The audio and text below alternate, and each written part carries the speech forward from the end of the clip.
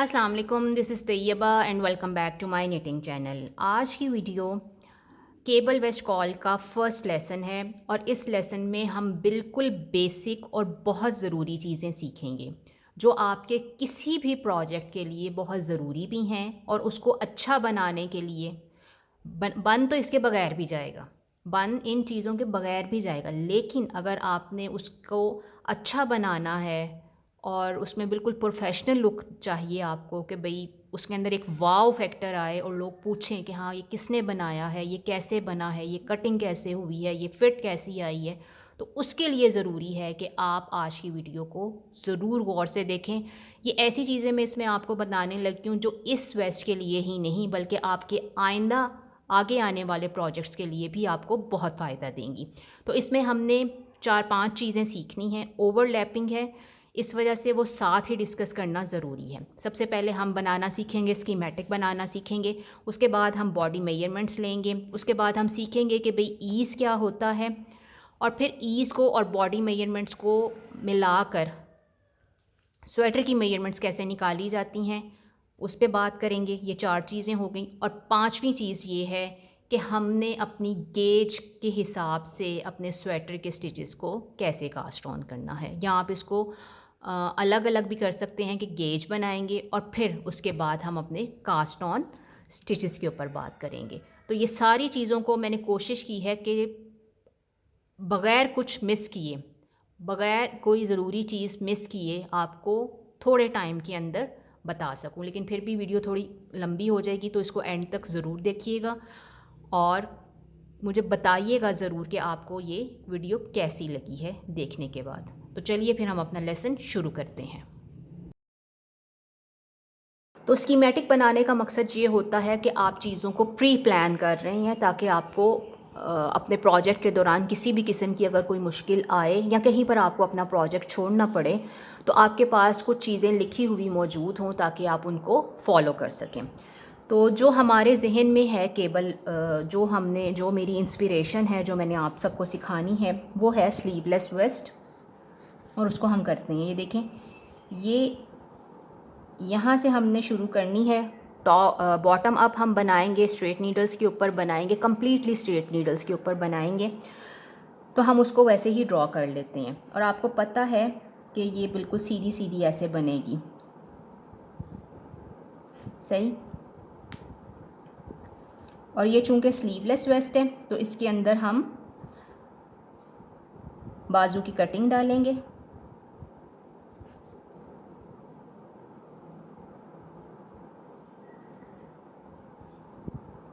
ठीक, और V neck हमने बनानी है।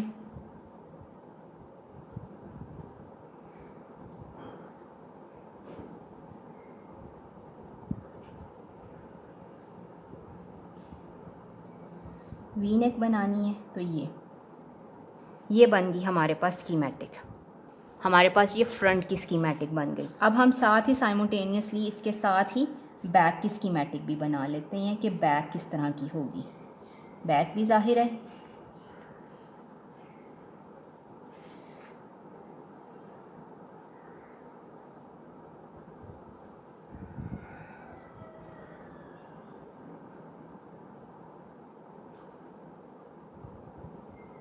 ये ऐसे,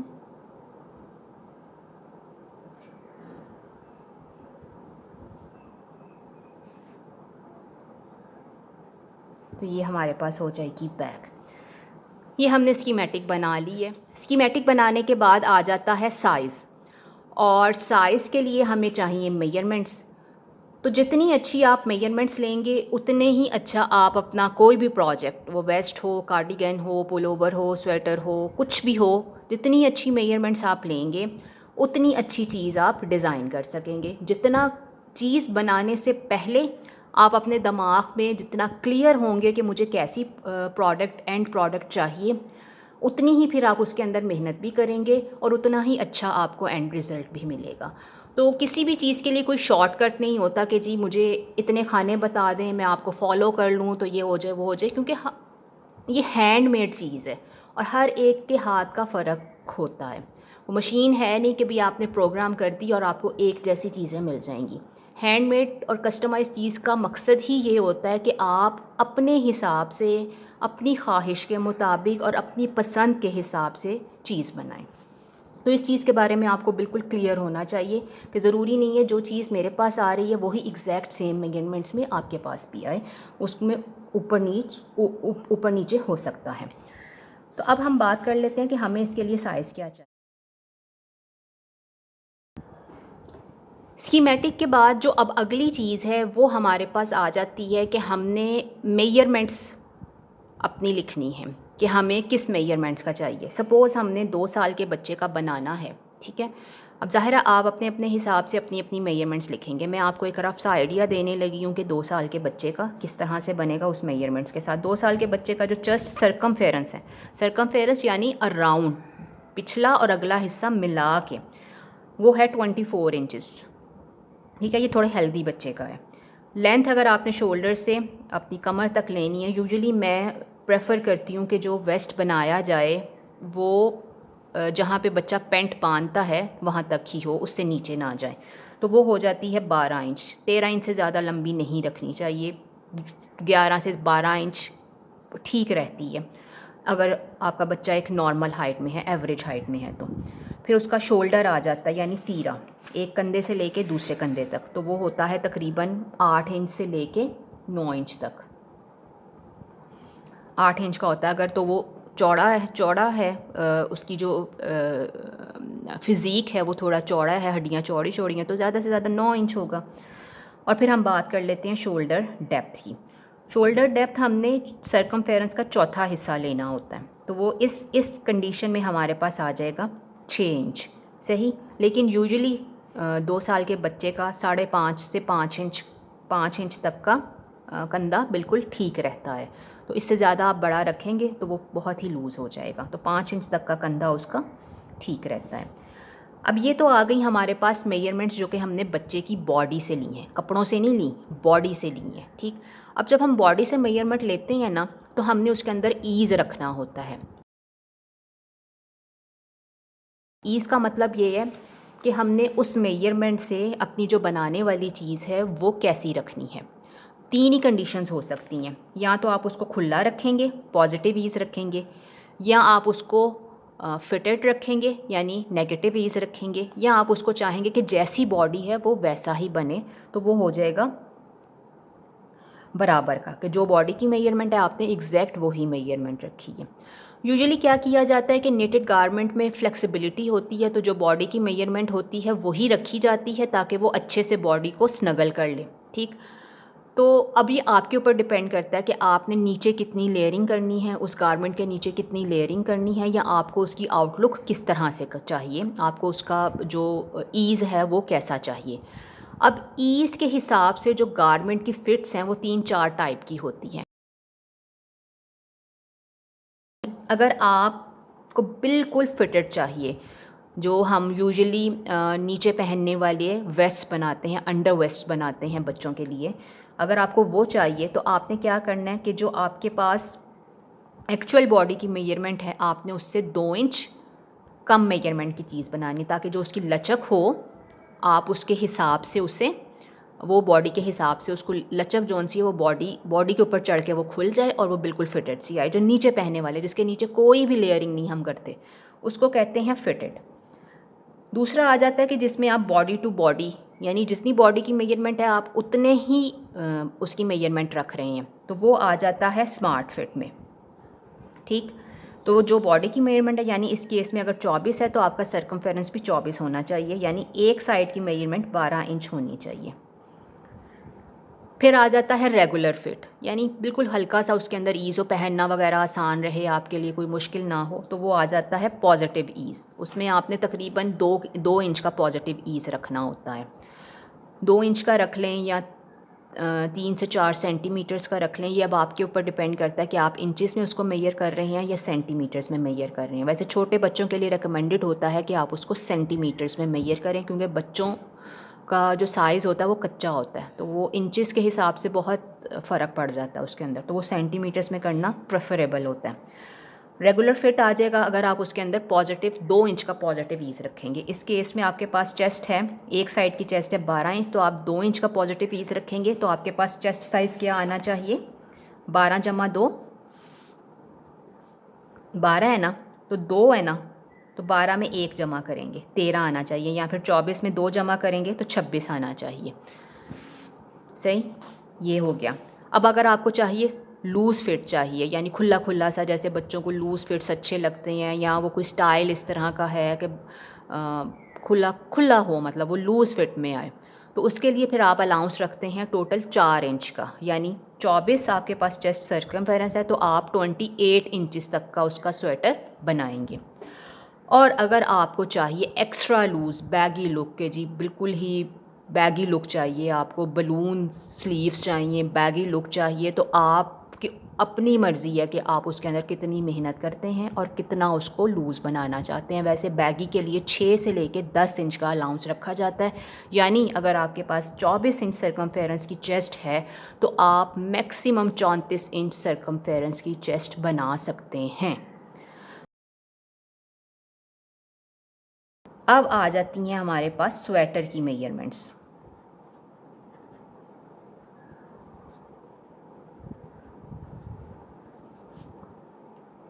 ठीक, अब आप डिसाइड करें कि आपने जो बॉडी मेजरमेंट्स हैं और जो ईज़ है, कौन बॉडी मेजरमेंट्स के साथ कौन सा ईज़ रखना है, और वो आप अपनी मेजरमेंट्स लिख लें।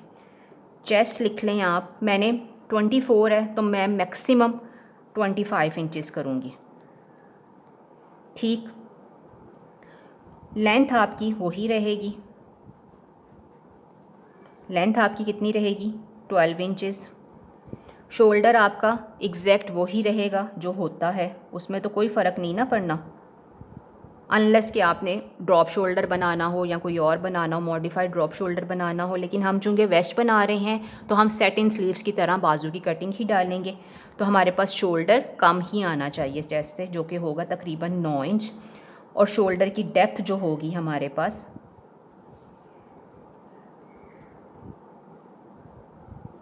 वो होगी 5 इंच।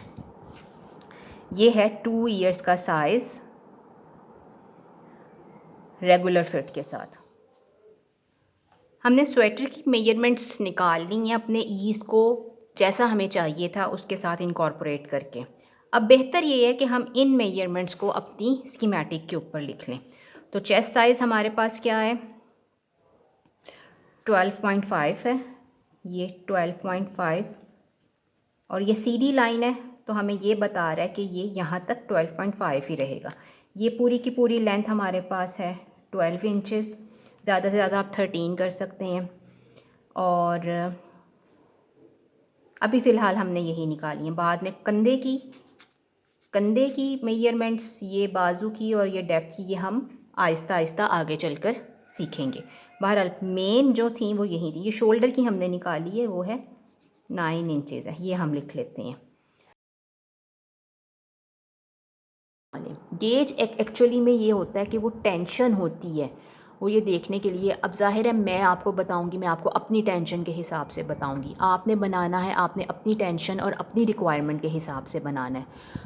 तो इसके बनाने का फ़ायदा आपको ये होगा कि अगर तो आपकी गेज मेरे साथ मैच करती है तो आपको अपनी कैलकुलेशंस नहीं करनी पड़ेंगी, लेकिन अगर आपकी गेज मेरे साथ मैच नहीं करती है तो फिर आपको अपनी कैलकुलेशंस करनी पड़ेंगी।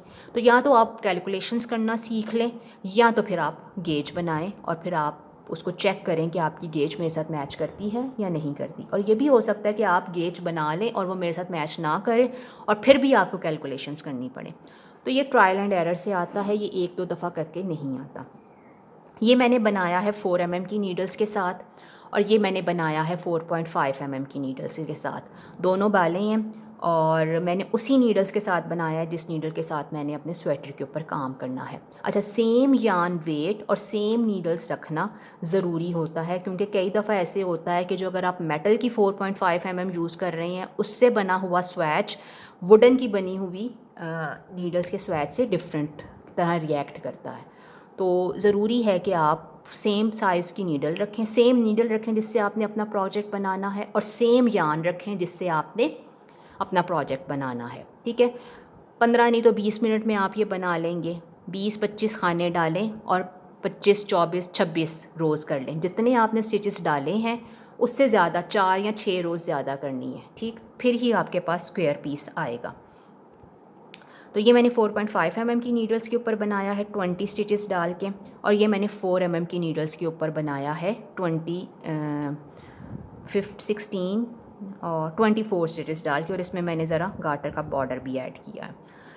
तो ये इसके ऊपर मेरे पास ना ये लेंथ बन रही है, ये देखें 8 सेंटीमीटर्स या फिर 3 इंचज़ बन रही है, 3 इंचज़ बन रही है। और मेरे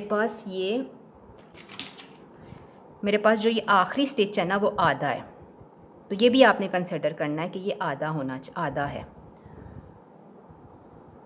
अब आप 1 इंच के ऊपर स्टिच मेजर कर लें कि 1 इंच के ऊपर स्टिचेस कितने हैं। ये आपने यहाँ पर ऐसे रखा, ठीक, ये पूरा स्टिच है, ये 1, ये 2, ये 3, ये 4, ये 5, पाँचवें के ऊपर एग्जैक्ट मेरे पास ये 1 इंच बन रहा है, यानी 5 स्टिचेस मेरे पास बन रहे हैं पर इंच 4 mm की नीडल्स के साथ, ठीक। और मैंने जब नीडल साइज़ बड़ा करके उसी यार्न के साथ स्वैच बनाया है तो इसको मेजर कर लेते हैं। ये पहली भी ये, ठीक है, 1 2 3 4, 4.5 के ऊपर मेरे पास 4 स्टिचेस पर इंच आ रही है। अब इसका बनाने का ये फ़ायदा होता है कि आपको स्वेटर बनाने से पहले पता चल जाता है कि आपको डेंस फैब्रिक चाहिए। ये देखें, ये डेंस है, ठीक है, या इस तरह का खुला खुला सा फैब्रिक चाहिए। तो अब आपने डिसाइड करना है कि आपने कौन सी नीडल इस्तेमाल करनी है और आपका लुक कैसा होना चाहिए। आपने अपने यार्न के हिसाब से अपनी नीडल साइज़ चूज़ करनी है। अगर आपको इस तरह की लुक नहीं चाहिए तो इसका मतलब है कि आपने अपनी नीडल छोटी करनी है, और अगर आपकी इस तरह की लुक आ रही है और आपको लूज़ लुक चाहिए, इस तरह की थोड़ी खुली खुली सी लुक चाहिए, तो आपने अपना नीडल साइज़ अप करना है। ये टेस्ट से ही आता है, ट्रायल एंड एरर से ही आता है कि आपको क्या चीज़ पसंद है, ठीक हो गया। सबसे आखिर में जो चीज़ हमने अपने स्वेटर की प्रिपरेशन से पहले करनी है वो है कि अगर हम स्वैच अपना सेम वैसा ही डाल लें जैसी कि केबल हमने, जो पैटर्न हमने स्वेटर के ऊपर डालना है, तो वो तो और भी अच्छा हो जाएगा। जैसे कि हमने ये केबल्स डालनी है, तो अगर आप इसी का स्वैच बना लेंगे, 20 खाने आपने डाले, आपने दरमियान में केबल डाल ली, तो वो आपको ज़्यादा अच्छे से बता देंगे, क्योंकि केबल है ना, एम्बोस पैटर्न है, उसने स्क्वीज़ करना है, देखिए मैं आपको इसकी मेजरमेंट बताती हूँ। सेम नीडल है, सेम वेट का यार्न है,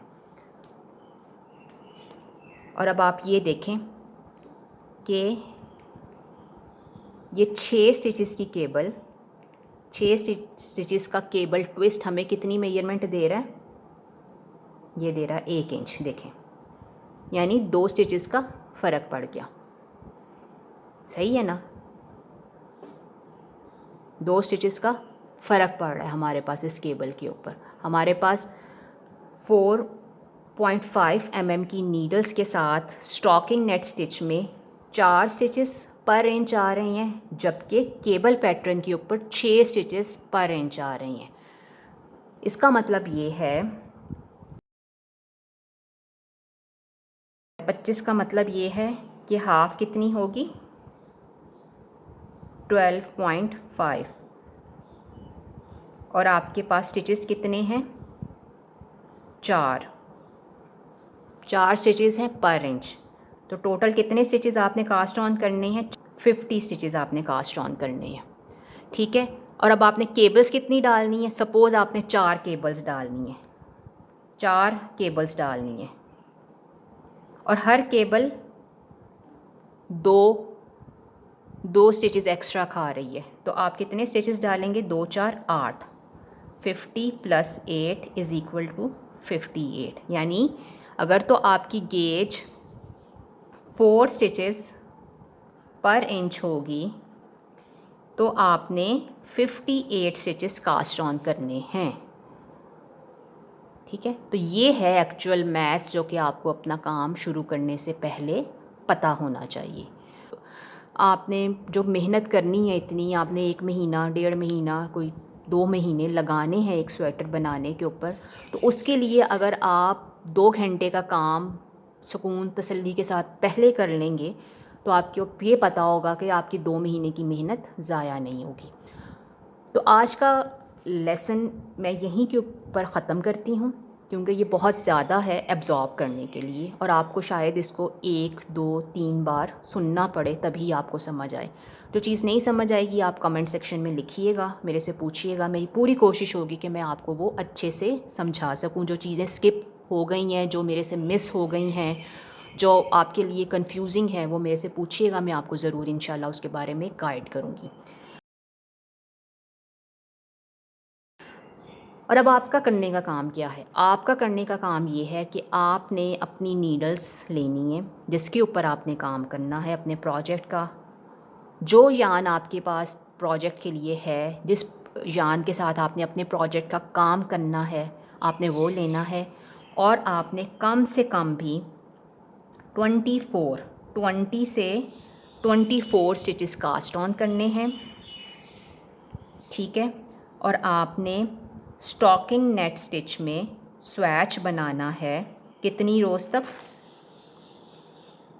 अगर आपने 20 स्टिचेस लिए होंगे तो 24 रोज़ करनी है, और अगर 24 स्टिचेस लिए होंगे तो आपने 28 रोज़ करनी है। ठीक, इसके बाद फिर आपने अपना स्वैच मेजर करना है और देखना है कि आपके पास जो गेज है वो 4 स्टिचेस पर इंच आ रही है कि नहीं आ रही। अगर तो आ रही है तो आपका मैथ्स मेरे मैथ्स से मैच करता है, और अगर नहीं आ रही तो फिर आप अपना मैथ्स करेंगे अपने साइज़ के हिसाब से। तो मुझे उम्मीद है कि आज की वीडियो आपके हर प्रोजेक्ट के लिए बहुत फ़ायदेमंद साबित होगी, और आपने अगर ये गौर से देखी सुनी होगी तो आप अपना किसी भी साइज़ के लिए आपको अपना प्रोजेक्ट शुरू करने के लिए कोई मसला नहीं होना चाहिए। आपको ये पता समझ आ जाएगी कि आपने अपने किस प्रोजेक्ट के लिए कितने स्टिचेस कास्ट ऑन करने हैं, चाहे यान जैसा मर्ज़ी हो, चाहे प्रोजेक्ट जैसा मर्ज़ी हो, और चाहे आपका यान बारीक हो, मोटा हो, जैसा मर्ज़ी हो, जो मर्ज़ी साइज़ हो, आपको ये समझ आ जाएगी कि आपने कितने स्टिचेस कास्ट ऑन करने हैं।